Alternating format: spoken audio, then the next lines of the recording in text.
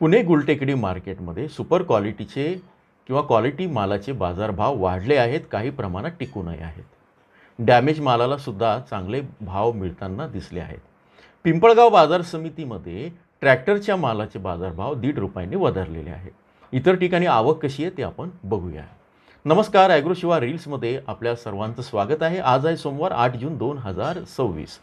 पुण्यामध्ये 70 गाड्यांची आवक झाली।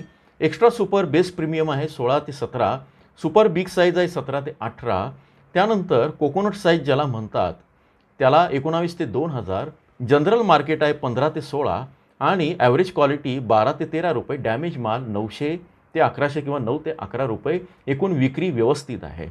पिंपळगावला 1300 गाड्यांची आवक झाली, पिकअप 12 ते 19 दर्जानुसार। ट्रॅक्टरच्या बाजारामध्ये साधारण 1 ते 1.5 रुपये सुधारणा आहे, 19 ते 23 रुपये अशी विक्री आहे चांगल्या दर्जाचे माल।